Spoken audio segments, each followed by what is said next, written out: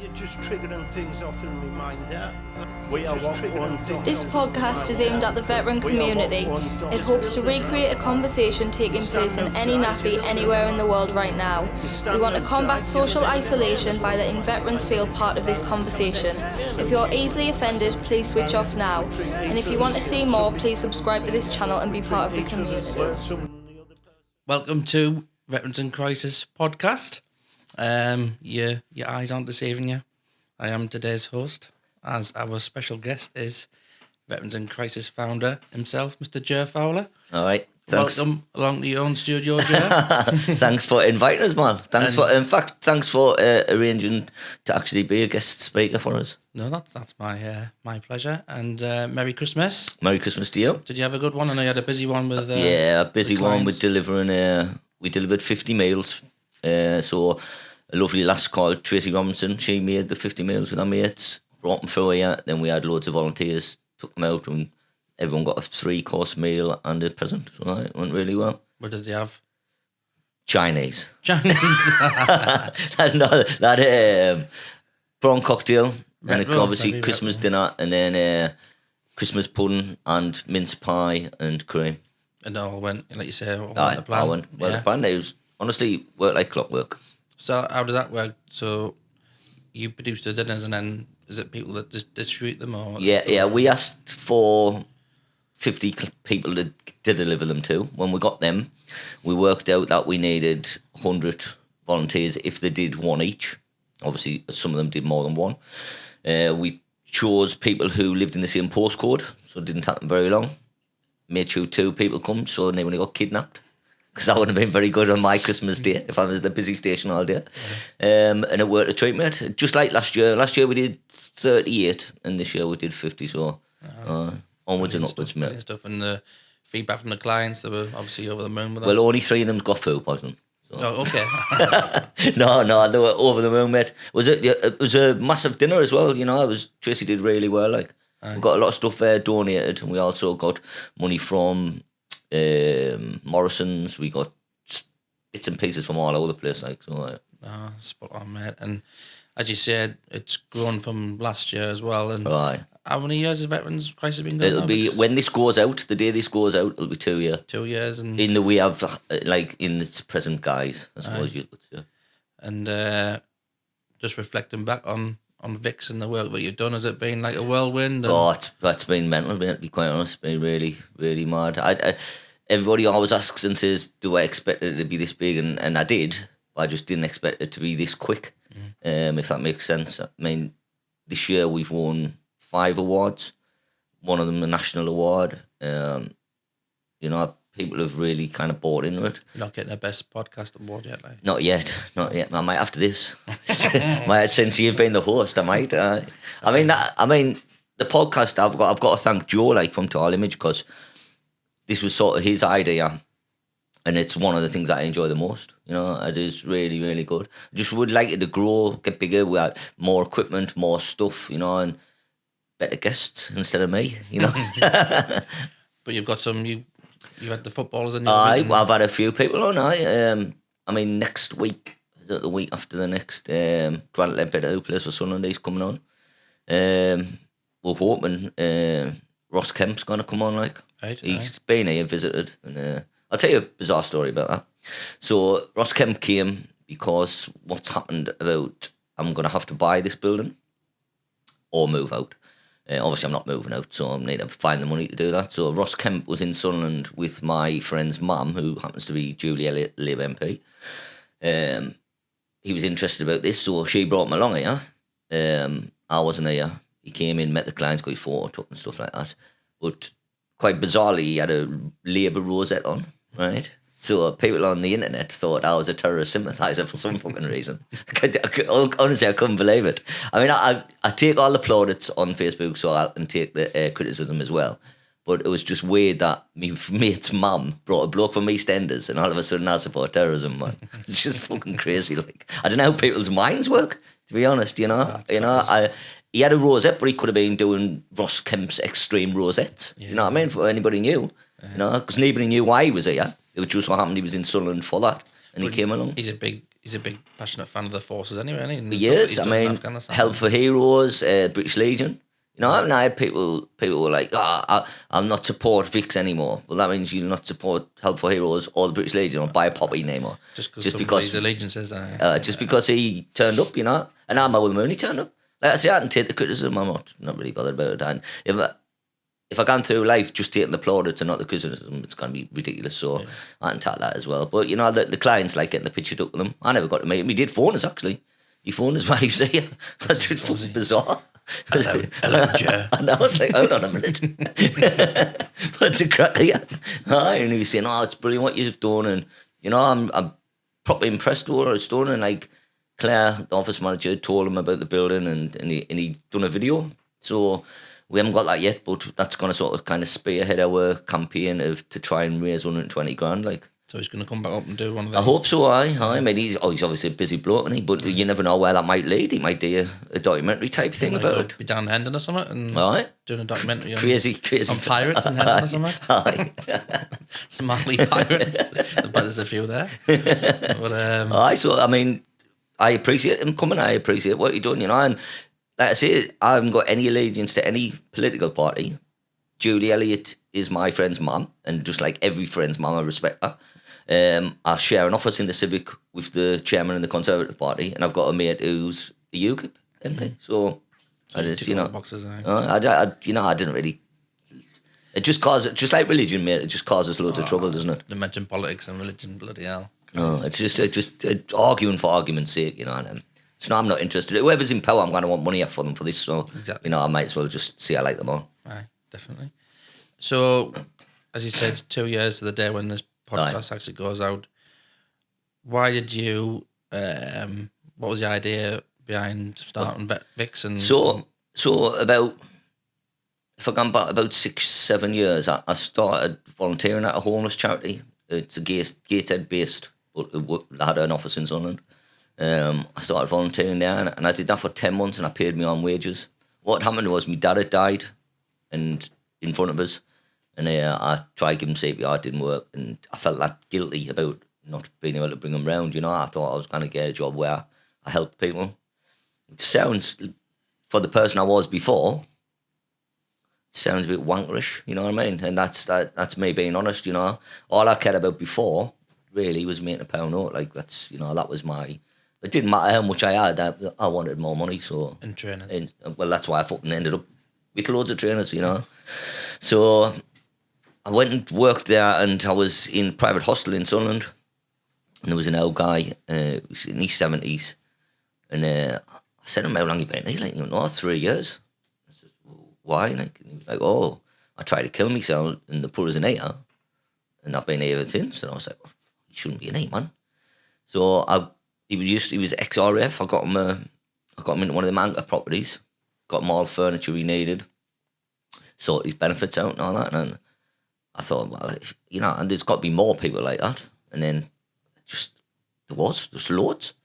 Because really, you can go to the Legion, but the Legion's in Newcastle, so you need internet access, a mobile phone to make an appointment. You need to be able to go into Newcastle on the metro, have the money to go and, you know, and it's harder when people think it's easy to do stuff, but if you're drug addict or alcohol or mental health problems, you might be too scared to get on the metro. You know, so people don't see that side of things, do they? Anxiety, or people afraid to get on and public transport and get there, and might not have the money. Or this is it, you know. And so I thought, right, I'll set it up. And the charity I worked for, they didn't want nothing to do with it, so I sort of did it in my own time, and I built it up from there. And then probably I've been doing it for about three years or something. And some funding come in. And then the charity were all over it. Like, as soon as there was money involved, they were all over it. Totally changed it. And then I kind of start asking questions where the money's gone. Because the money that they got and the money I got in wages is fucking less than half, you know. They didn't have any answers for us, really, you know. So I tell them straight I wasn't happy with, you know, the money was supposed to be meant for veterans in Sunderland, which I was a veteran in Sunderland. So if I was actually the person who needed help, why would I not get that money? You know what I mean? It's as simple as that, really. And I sort of had a bit of a fallout with the management, got demoted.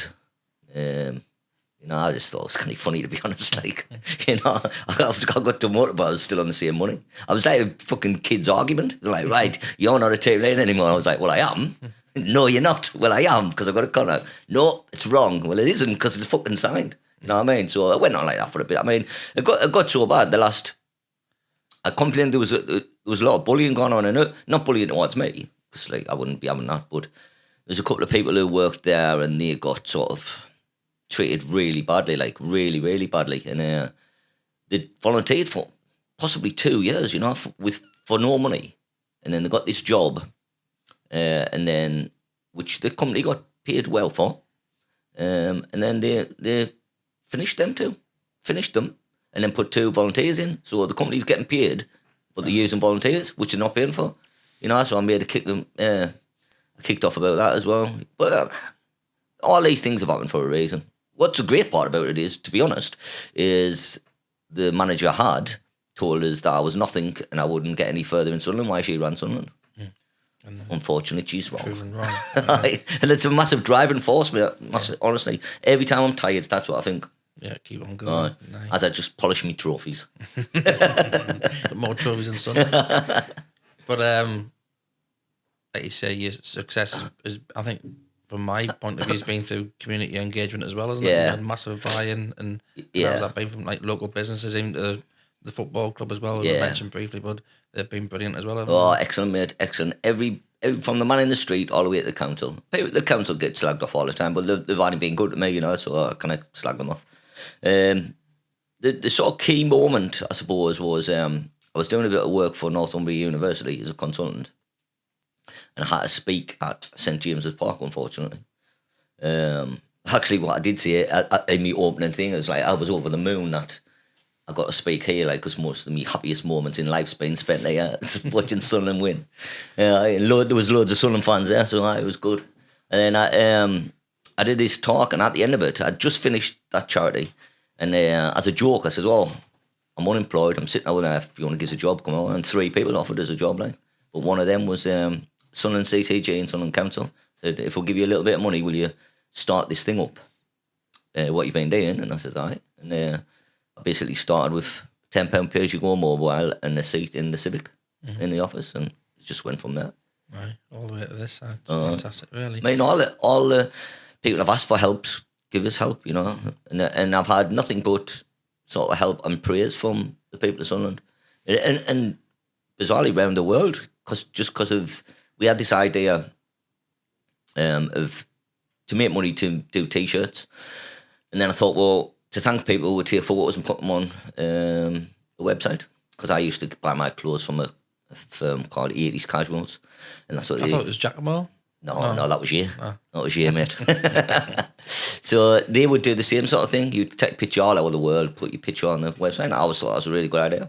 So I did that, and that just really sort of caught the imagination. That's when I first noticed it on social media, and you saying thanks for your support, and you still do. But and I mean, I suppose the massive turning point was getting Jordan Pickford to wear it when he come back from Russia in the World Cup. Right. And then fucking hell, it just went mental, like, which is brilliant, because we used that money to actually pay for everything. Jordan Henderson not done it yet. He's signed one. Has he signed one? one? He's got a picture on the. We've got some in the office signed on the wall in frames. You have to give him one when he's when the title, so he can lift his Well, shirt that's what I'd love.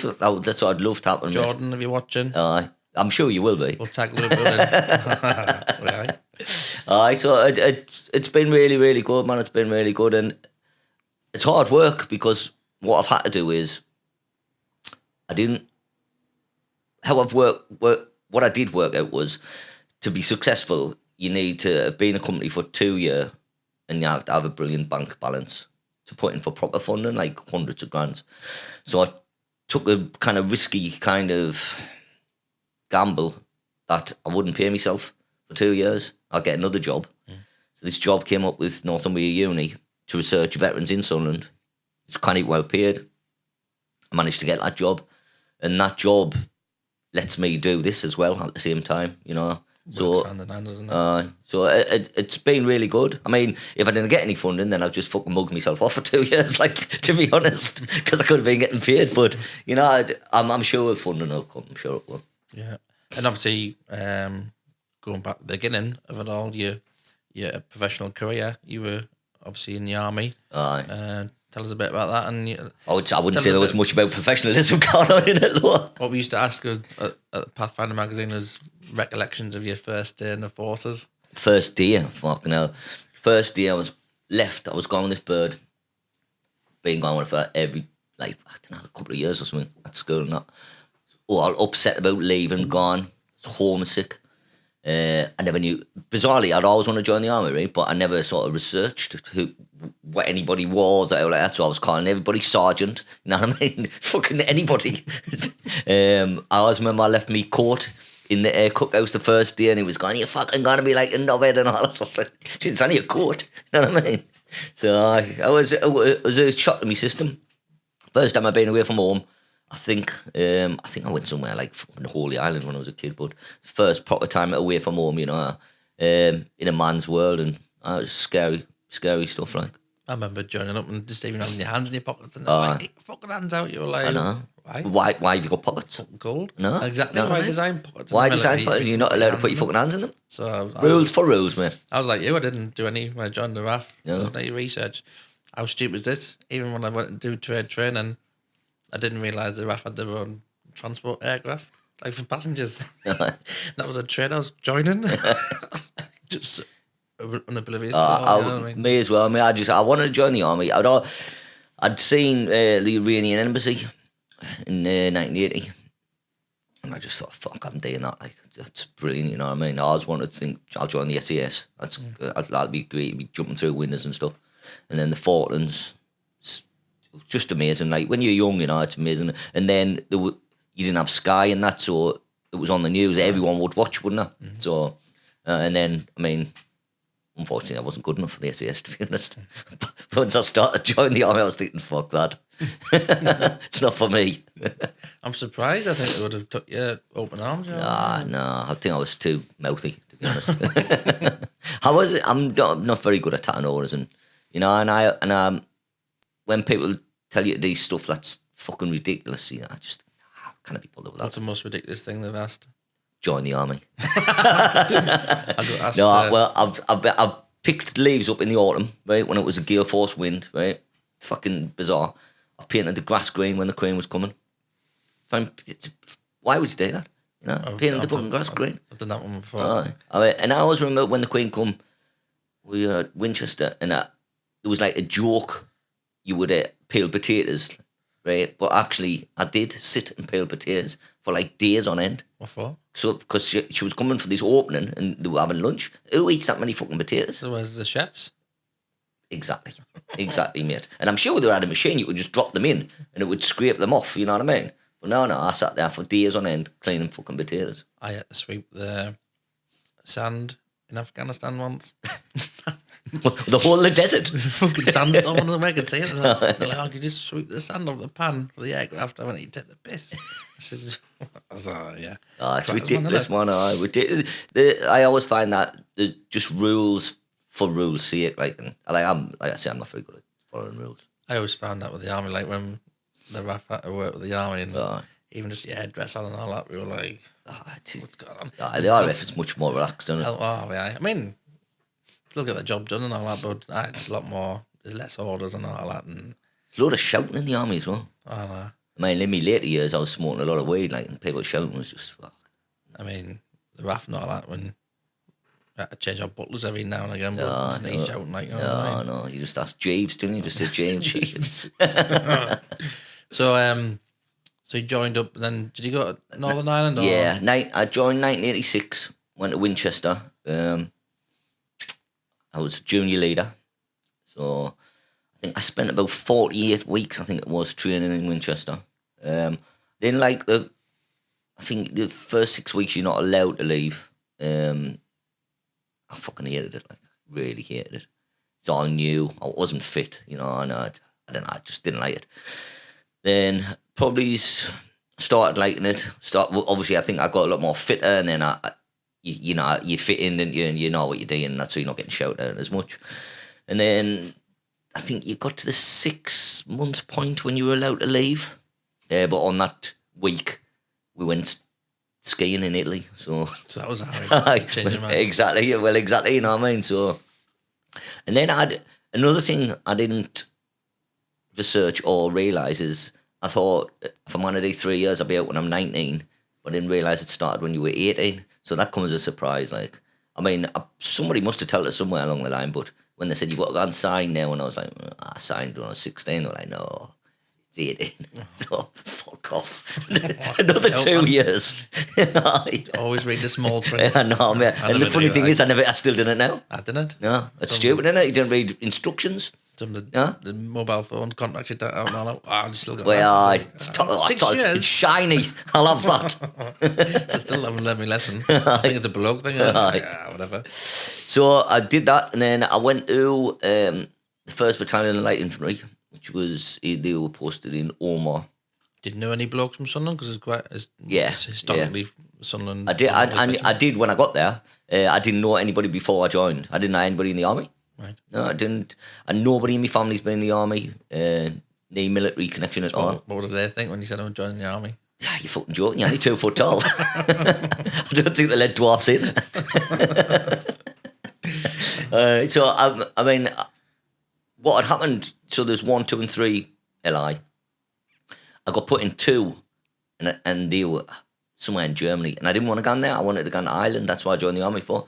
And luckily, there was a lad who got back squatted, couldn't pass out. He was gone at 1 LI, so I said, can I go in there? And they were like, hi, neighbour. Just as simple as that.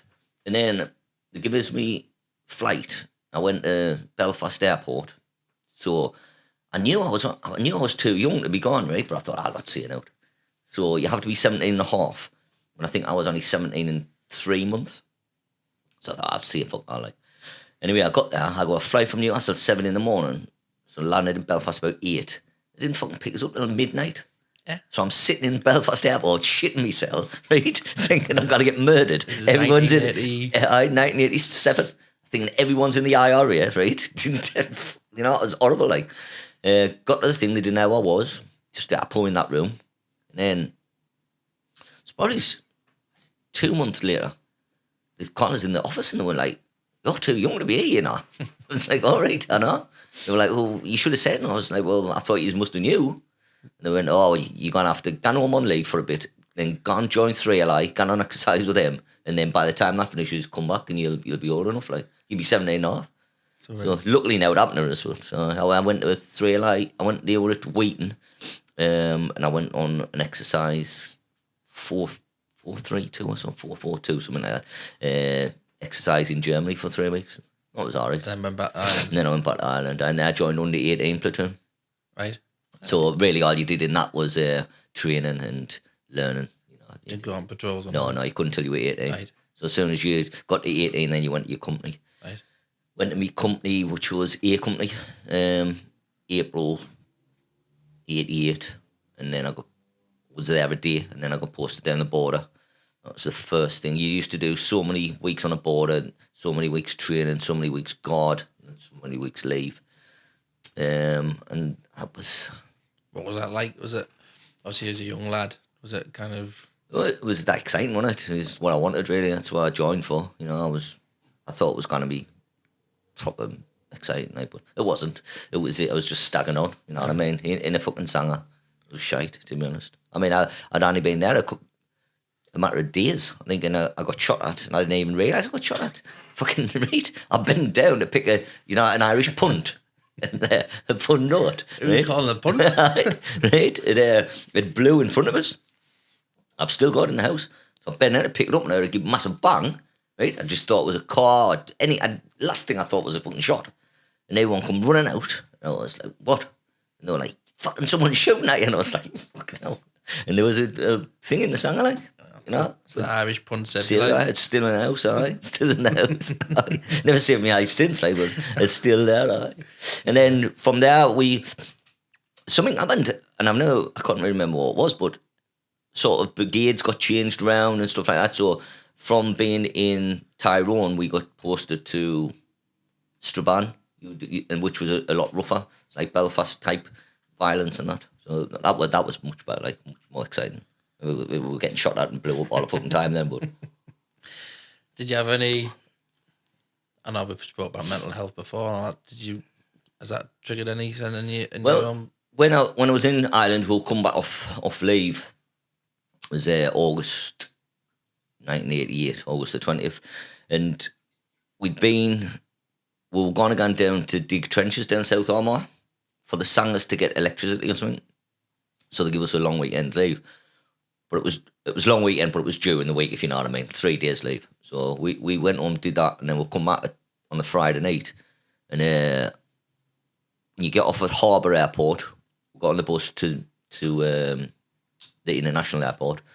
And then there was too many people on the bus. And there was a trans band. They were like, right, you need 6 people to get on there. So I volunteered. Me 5 mates did. So uncomfortable. But you'd get back to camp quicker. And unfortunately, the fucking bus got blew up behind us. So 8 people died. Fucking people lost their legs. And, you know, and it's fucking just mental. I was like 18-year-old, you know what I mean? So the next morning, the sort of, that was 12 o'clock at night. And the next morning, they read out who died. Then I had to go back to my room and pack the bloke who slept opposite stuff because he was dead. Then afternoon, go and see all the people who was injured in hospital. And then 6 o'clock next morning, down to South Armagh to dig trenches. Which was fucking, at 18-year-old. You know, I mean, at any age, would anybody ever spoke about it? Like, nobody ever said anything.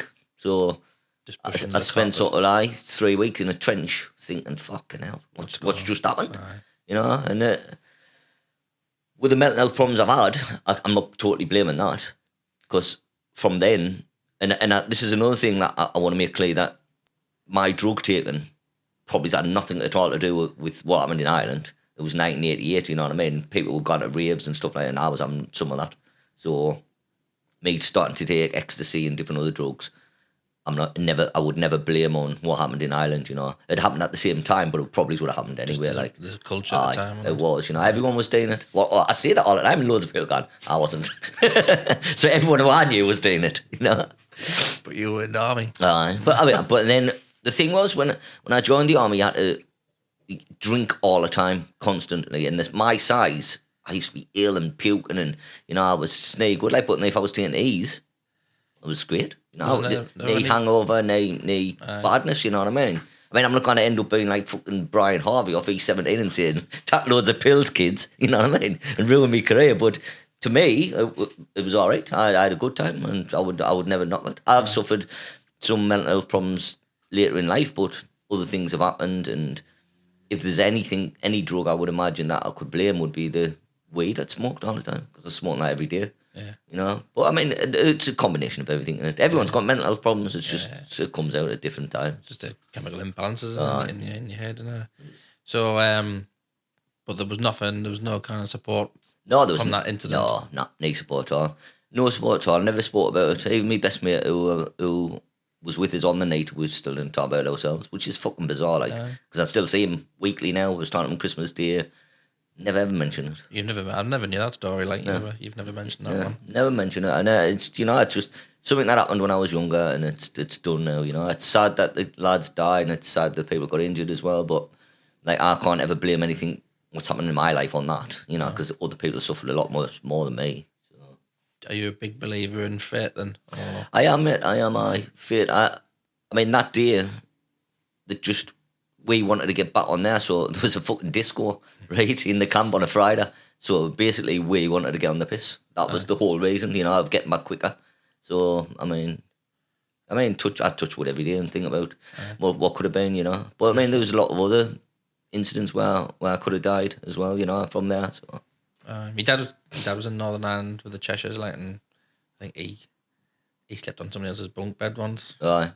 And the one he slept on got hit by a mortar. Did it? I don't know why he slept on that by accident. Something pissed his probably, aye.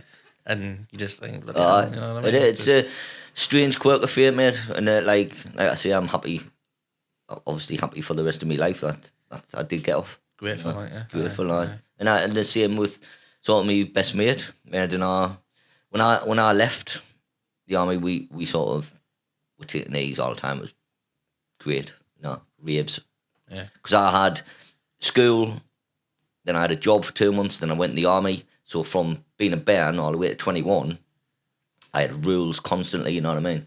So when I left, I thought, nah, I'm gonna have some time off, like, and that time off probably lasted a couple of years, like, of just enjoying myself. Yeah. You know, I grew my hair long, just tucking knees, gone and Have a mullet? No, I had it in a ponytail at some stage. no. I did. Did Not like one of Phony Fools and Horses. So you were going to dig one out. But I'm sure we'll find some fucking photos.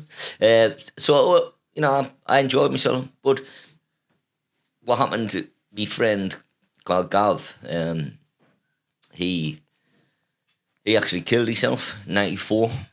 And I never knew if it was what happened in Ireland or all the gear we were taking. Was he on the minibus with you? No. We joined together, but he wasn't with us. Right. But other things happened in Ireland. Okay, right. And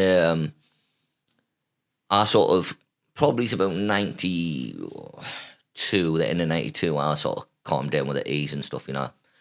And then he was carrying on, and he was still doing more and loads of different stuff, and he killed himself. I hadn't seen him for a while, and he killed himself, and that fucking really affected us. So I went to the doctors about it, and the doctor was like, is there anything else that's happened in your life? So I mentioned Ireland, and he was like, oh, well. And then I ended up getting psychiatrists and psychologists and stuff like that, and they diagnosed us with PTSD from my time in Ireland, you know. Shit happens, doesn't it? So was Ireland your last post, or did you No, you went back to Germany? I went to Berlin, which was completely different pressure. So I joined the army to be in Ireland, and that was the exciting part. And then we went to Berlin, and it was all like just fucking polishing your boots and dressing up. It was horrible. We had a good time in Berlin. No? Well, I mean, but then the downfall of that was I was taking a load of ecstasy, gone to raves in Berlin, but the side effects of ecstasy is you love everybody, so it's not really very good if you're in the army, is it? You know what I mean? So it was a fucking bad career move, like, to be honest. I had to make a decision: do I want to stay in the army or do I want to go to raves? And I wanted to go to raves. Like, I mean, the difference from drinking. I always say this to me pals. When we first went to Berlin and we were just drinking and we were fighting every night when we went out, right? And then once we started getting into finding where the raves were in Berlin, I ended up dancing with them blokes who I was fighting with the week before, you know what I mean? It's so... There's a lot of... clubbing in Newcastle Aye. and to be off the tits and that. Yeah. Where you from? And be like, Sunderland. Oh, love Sunderland. Resurrections at the Mayfair. I used to go into them. It was mad. I mean, I think, to be honest, football hooliganism took a bit of a downturn didn't it? because everyone was mates, aye. What's that film? Was it Rise of the Foot Soldier? They went into that culture, didn't they? So, Well, that was it. I mean, I went through all that. I went through the football thing and spent fucking 10 years now on fucking in and out of getting locked up and on bail and bad stuff, you know. But I mean, I was young. I was drinking, taking drugs whilst wearing nice trainers. What's not like about that? You know what I mean? It was great. And, you know, the only downside of that is it's illegal. Aye. You know, people don't like illegal stuff, so...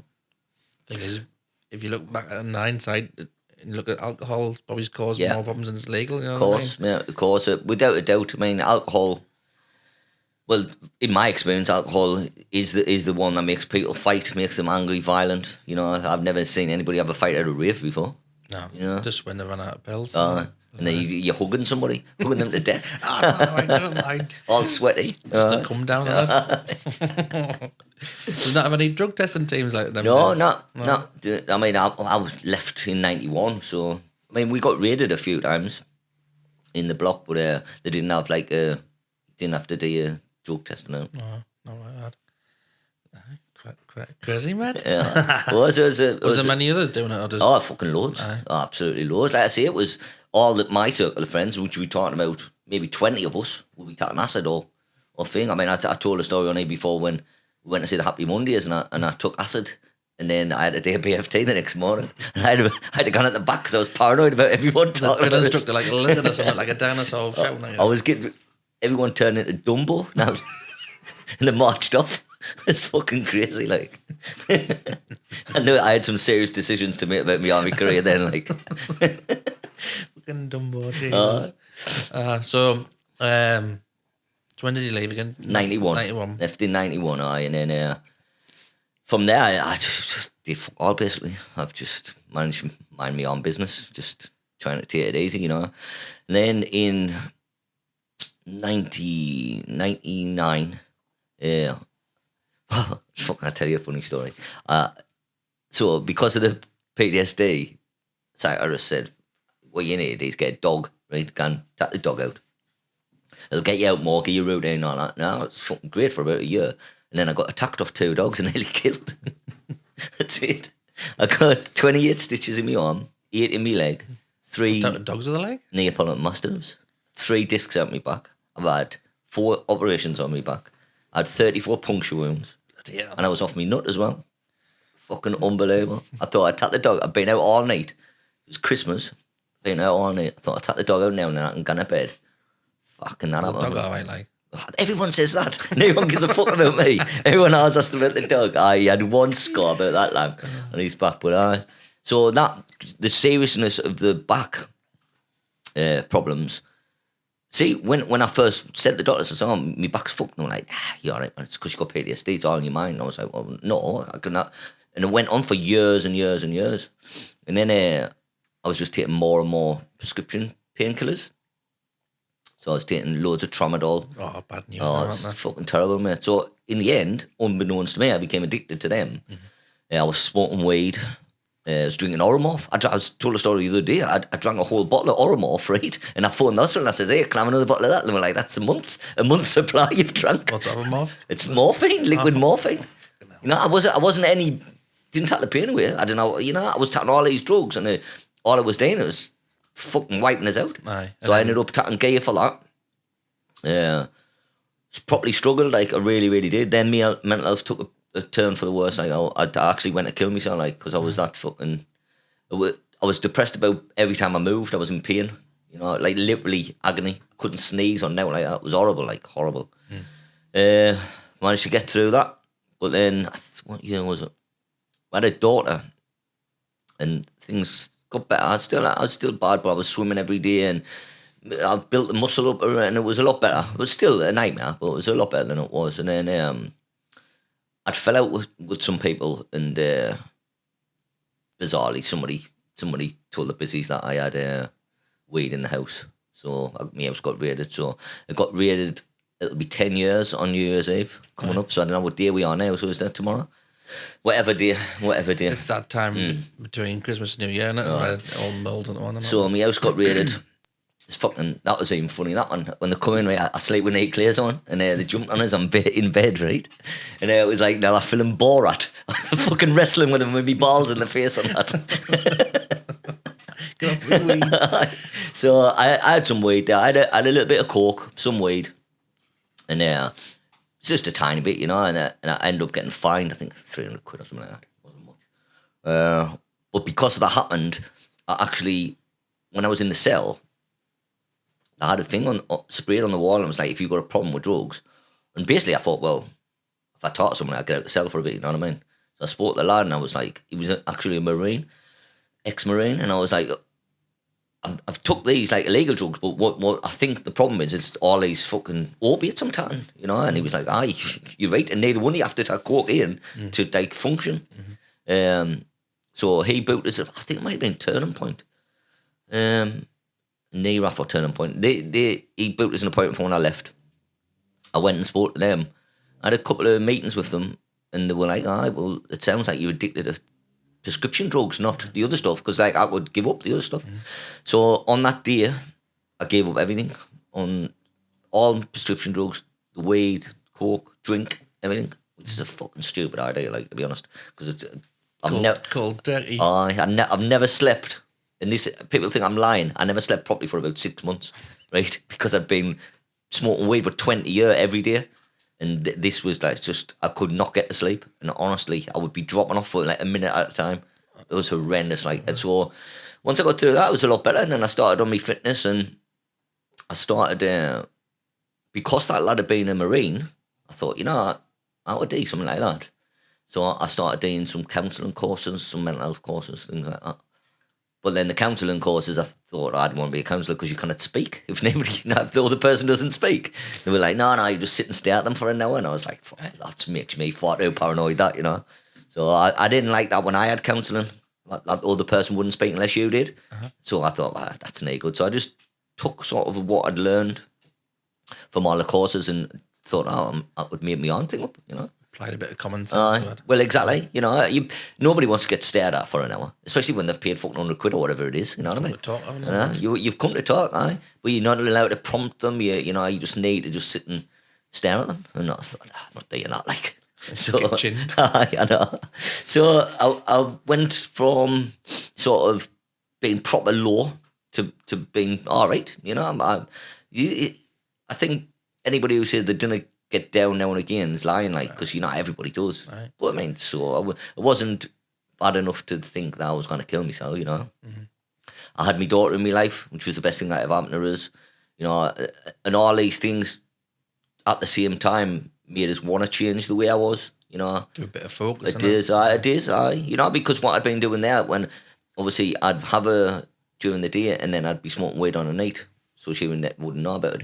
And the horrible thing was, I actually told her about this the other day. I think she was 3, or she might be 5, when we got raided. And my house had been raided a few times before for football. And it was just a laugh. That to me was just a fun laugh. That was just a game I was in, and that's the rules that happened. But when Katie was there, I hated it. I fucking hated it. Like, and I just thought, what kind of donna? Like, you know, I've just, even though she couldn't remember, because I only asked her the other day, and she didn't remember anything about it. So I was like, why did I fucking mention it? But I didn't want anybody from her school's parents to tell other kids. You know what I mean? So I wanted her to know about it. Yeah. Explained why and that, and yeah, she was all right about it. So my whole focus changed in life then. So I ended up getting a bakery with my niece. My niece was like a celebrity chef. We owned a bakery. And then that was right up until my dad died. And then that's why I changed career again.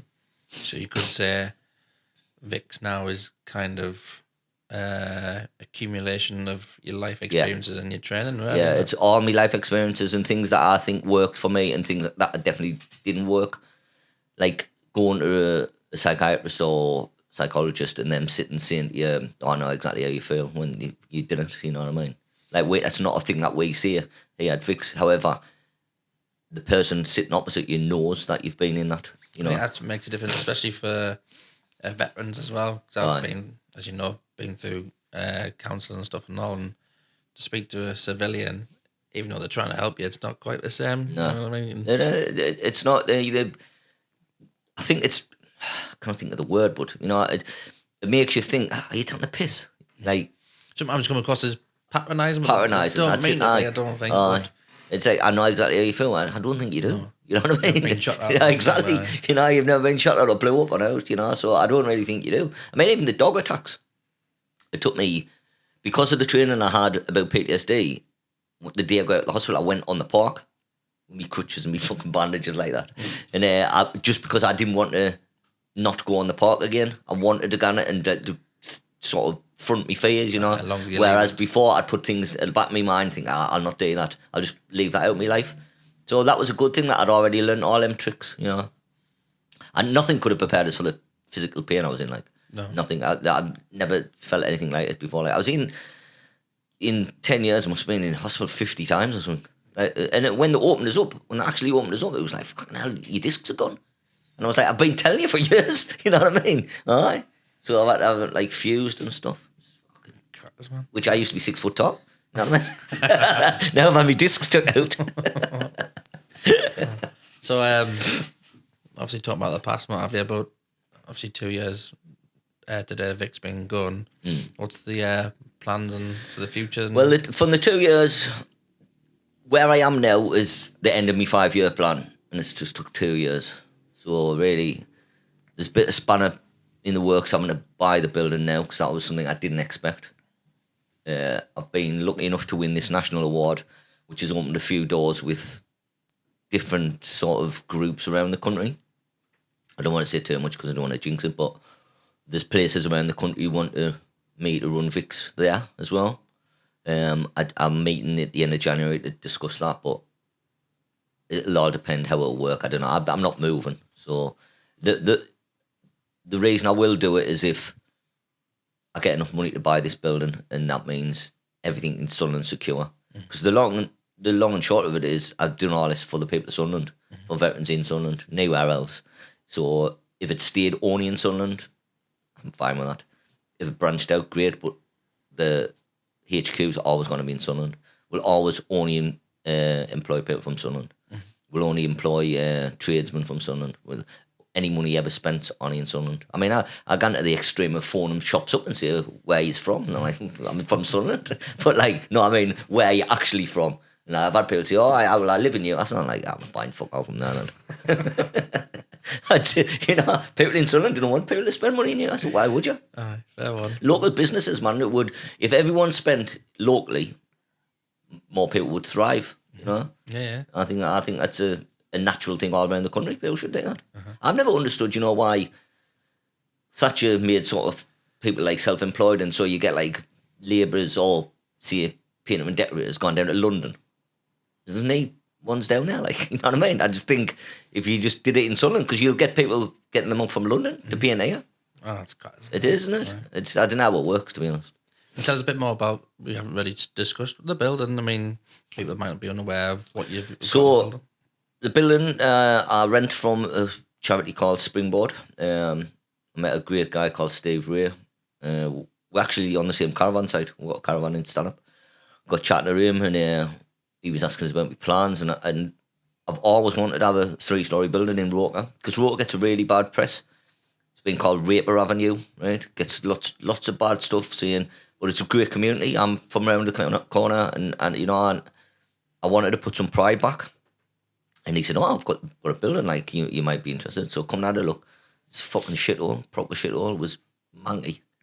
Then I'd like some people living here who didn't look after the place. So we set about doing it up. We had some money. I spent about 15 grand doing it up.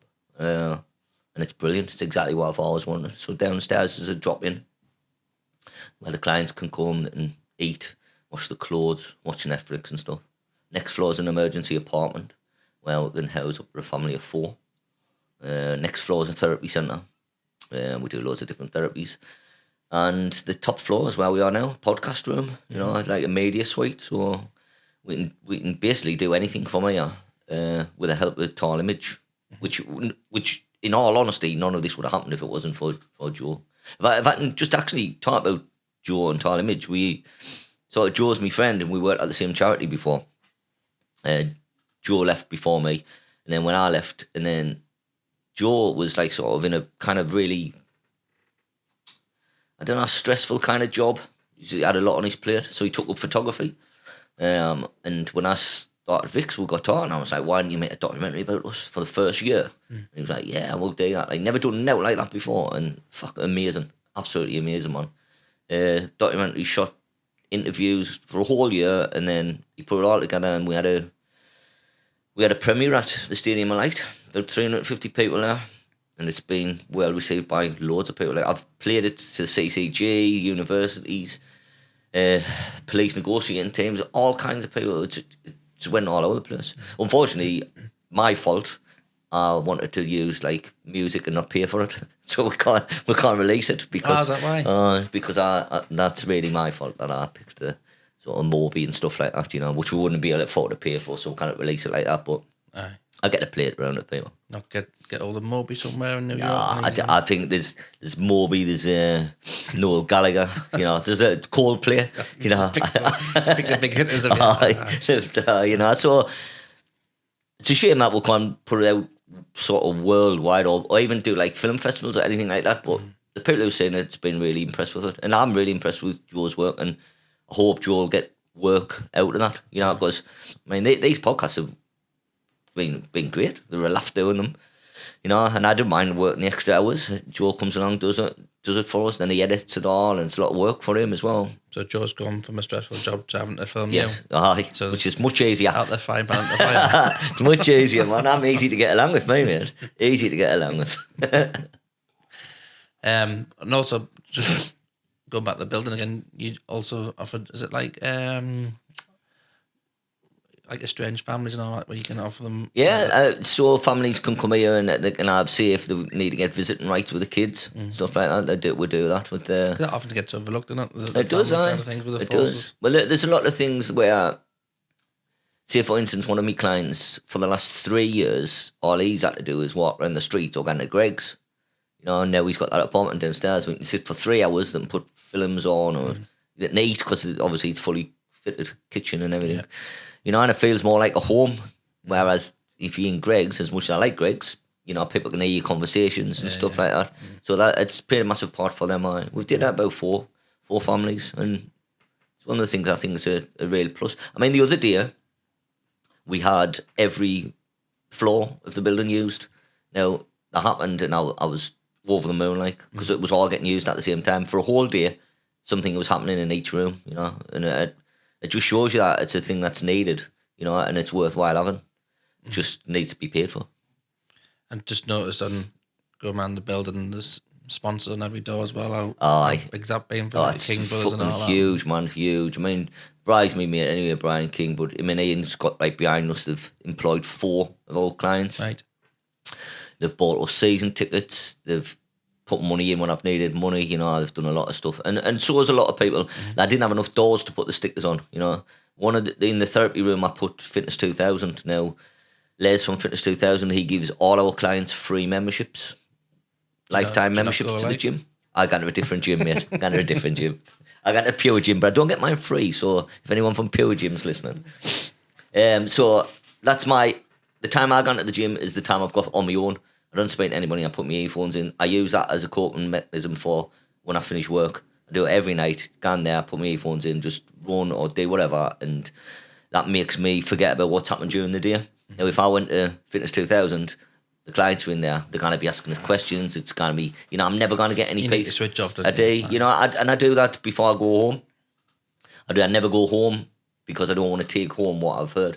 Because I'll be honest, it's fucking stressful, the stuff I hear every day. Like, you know, now I've got staff as well, so I have their problems. I've got like 190 odd clients now. Right. I've obviously got my own problems. I've got the stress of buying this building, you know. So when does a client stop being a client, or do they ever stop? The idea would be is other people sign you up and then they sign you off, right? But with us, we just sign you up. So when you need help, you can have it any time you want, whether it be 2 years down the line. But then if you're in sort of desperate need straight where you're a client, then basically you're a member, you know, you're just a member of Fix. So we've spoken before about even treatment where people's out of wait months in between appointments, and like it's what's ridiculous. The point of that? You need help. You need help. You need help now, man. You need help now. So we'll guarantee to meet a client within 24 hours. Doesn't matter if it's whatever. And a day. Some people have got problems, but they work. So I'll come in here Saturday, Sunday, meet them. You know, have a chat with them. A lot of people just need somebody to talk to. You know, because they don't understand what's happening to them. Yeah. Which is horrible. You know, but they think they're the only person it's happening to. Now, if people watch the film or just come and chat with other lads and lasses, they realise that it's not. You know, it happens to loads of people. And it's now to be ashamed of. No, that's just human emotions and It is. reactions. It isn't. It's not at all to be ashamed of. Like feeling the way you feel. It's, you know, all you need to do is ask for help, and the first day that you ask for help, things will change. Yeah, that's the biggest step, isn't it? It is, because you feel embarrassed. You shouldn't do, but you feel embarrassed, you know. You feel weak for some reason, and it's the forces background on it. You've come from stiff up with a lip, you know. Exactly, and keep calm and carry on and all that stuff. And but it's bollocks to that, man. Just ask somebody, you know. You might as well just talk about it. Fuck that, life's too short. Exactly. You know, why put yourself through loads of shit for no reason? Right, spot on. So moving from the building, I suppose I would like to open a training centre.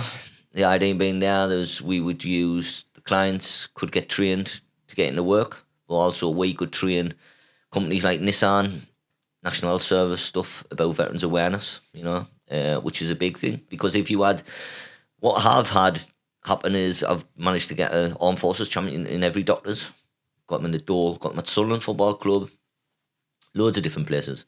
Now, if we would have them in companies and stuff like that, so if anything happened to a member of staff who was a veteran, they could phone us straight away, you know, and help's on hand. You'd have to go into loads of different people then. You just got a single point of contact. And I think that'll really work. But then we could charge companies money to get trained, and then that would, and then that would pay for things like the building, you know. And then further down the line, we're going to, we don't get paid, so we are going to have to start paying wages. Like, you know, I can't constantly ask people to do stuff for now. This is not sustainable. Yeah. You know, I mean, I'm work the 2 jobs now, and it's killing us. You know, I mean, I've had for my Christmas break, I've had Boxing Day and the day after. That's all I've had off. Because people can literally phone you anytime, Yeah, can't they? yeah, and with that fucking being on Facebook, people do. At 5 o'clock in the morning, someone will go, right, you know, these jumpers that you sell. 5 o'clock in the morning, I'm like, fuck, what? 5 o'clock in the morning? You know, wait. Bloody bridge jumpers there. Can you not wait till like 9 o'clock? I get that all the time. You know, and people, I also get people who are obviously pissed or whatever, and they're out. I found a veteran, right? It's like in the middle of the night, right? I'm like, where are you? Newcastle. Well, is he from Sunderland? No. Well, you know, there's somebody in Newcastle that know him. Yeah. You don't have to It's got phone to be me. a cut off and a boundary cut off. I had to make one. Yeah. And like one. how we've did it is you need to have a doctors in Sunderland, because the metropolitan area of Sunderland, so it's not just Sunderland City, all round, like Horton and stuff like that. If you've got a doctor's there, where I've got an armed forces champion, then you can be a client. I mean, like you say, you've got to cut it off somewhere. You know, like people from Seaham are coming in, and well, it's only just a thing, and I'm thinking, well, I know, but the next person's only Middlesbrough, and then you know, somebody the Christmas dinner, somebody wanted dropped off at Gisborough. I know you had us down for it. Fucking Gisborough. I was like, I can't ask anybody to go and drive all off for. Like, I can't, you know. It's a tough call, isn't it? But It is, it's, well, like you say, you have to draw the line in the Yeah, sand you have somewhere. to, and then, like, we're only a small firm. We don't get paid, and you need to have boundaries somewhere along the line, like, you know, and it's too difficult. I mean, how, if it was someone, say, Middlesbrough, how would meet up? Because there's another 2 hours out of my day travelling, you know, and I haven't got 2 hours spare. I really haven't. You obviously refer them to Other people in their around, region. around the country. I've got a brilliant place through North Tyneside called Operation Veteran. Guy called Jim, he's been on the podcast. Brilliant bloke. If I ever get anyone who is sort of north of Sunderland, I send them to him, and he look after them. And it's the same with him. If anybody, you know, south of the river, he sends them to me, and which the way it should be. Yeah. And then you look after your own, you know. that's you always get a lot more, rightly or wrongly, get a lot more buy-in from the community if it's one of your own as well. You do, mate. You do. This was the thing I thought of when I worked at that charity.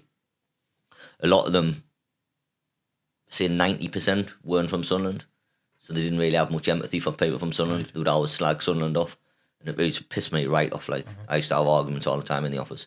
So in my eyes, if you didn't like it, fuck off and work in Newcastle. You know what I mean? Simple as. So I knew that if I felt like that, other people in Sunderland would feel like that. Like, so if you're helping your own, it will work. And it has, you know, and I thank the people every day. Like, I can't thank people enough. I mean, today I've had someone a young lad got a new bike for Christmas. So he's brought his older bike. His old bike must only be about a year old, you know. He's brought that round. Fucking brilliant. People just knock on the door. And somebody knocked on the door and said, there's a telly. I've seen what you have done. It's brand new. There's a receipt. Yeah. Fucking amazing. And the good thing from Vix is actually clients interacting with themselves. And they've formed their own walking groups and all that. We've got a walking group called Ramblers Anonymous. We've started a running group because a couple of the clients did the Run to Respect. I did it with them, and that's 5K, and proper really focused on it, right? Like, really focused on it. And when that finished, so one of them went a little bit off the rails, you know, started drinking again and stuff like that. And I was like, he was like, but I haven't got that focus anymore. So I was like, well, do the 10K. I'll do it with you. So he hasn't drunk now for, I think it's about 30 odd days, because he's focused on that, you know. And foolishly, I've signed up to do the Amsterdam Marathon, which is fucking mental. Is there any personal games from that, though? Yeah, well, the idea is that it's 10 years since I stopped smoking weed, so I thought I'll celebrate by going to Amsterdam and not smoking weed. Okay. But I mean, I've never ran that far before. I ran the Great North Run one day training, and it killed us. Aye. When was that? This year? This year, I ran the Sunderland Half Marathon, the Great North Run, and that Run to Respect. But like, I don't do any training for any of them. But like, I'm Not at all? No, I'm gonna have to train for this. Well, the training was, there's a great. Do you know Beck's Blue? It's alcohol free. I drank that for 2 weeks, right? I drank that for 2 weeks, and I had healthy foods, like, so, and it worked. You know, I got round. I wasn't never going to be a world beater, am I? But I'm looking at some serious training now, so maybe 6 weeks of Beck's Blue for this marathon. Just trying to picturise What's he called? More Farah. There's Beck's Blue advertising it next time. Oh, well, I tell you, if you want to give us free Beck's Brew, and I'll run the Amsterdam Marathon for you. And I hate Beck's, right? But Beck's Blue tastes alright. Because I don't know why. The beer? No, I only drink lager or water or tea. Normally, I drink red wine as well, but normally I would just drink them. So you've got gin today, though. Gin. I wish it was. I wish it was gin. I don't even like gin. I wish it wasn't water. It's red hot in here and all, isn't it? Aye. Proper sweating it. Like that's another thing. If the person who keeps leaving the heating on, could you stop doing it, please? I think I'll come back. I might lose some of my Christmas pounds. It's not that out, mate. It's not that out. It's not a Turkish bath. So we'll get Joe to whip you with some fucking branches. Oh, yeah. He's stressed out with you, man. But, no.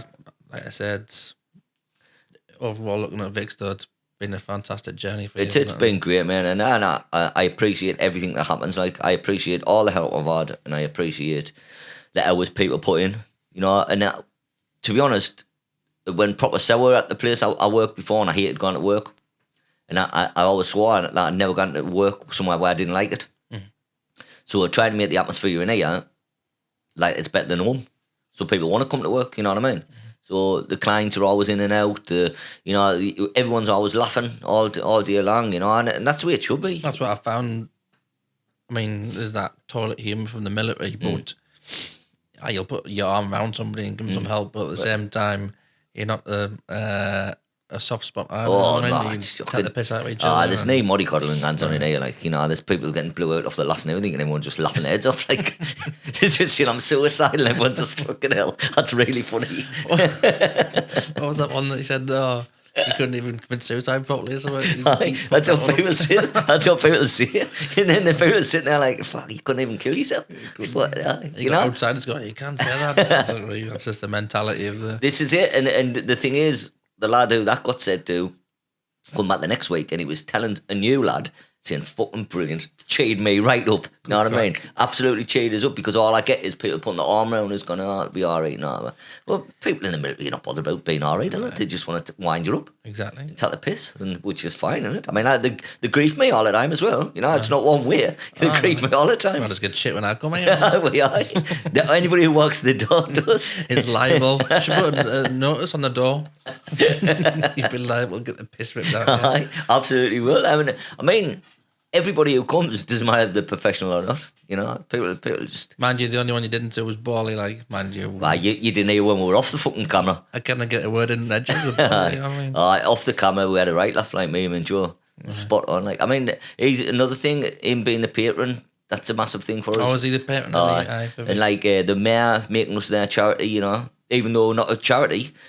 What they did, they just changed the words to Mayor's Charity and Good Causes, because he bought right into it. I mean, they've got a son who's in the Marines, but he came to the film, actually, when he was deputy mayor, and when the film finished, he came up and he went, you didn't know this, but I'm going to make you a charity like for next year. Which is going to say mayor there. Yeah, I thought he was going to give it MBE.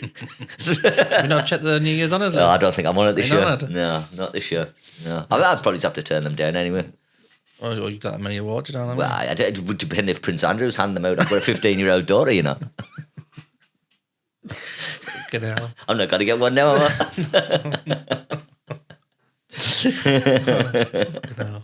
think we'll just end with that, then, That maybe, I don't know, the Royals, you'll end up in Paris in a tunnel or something.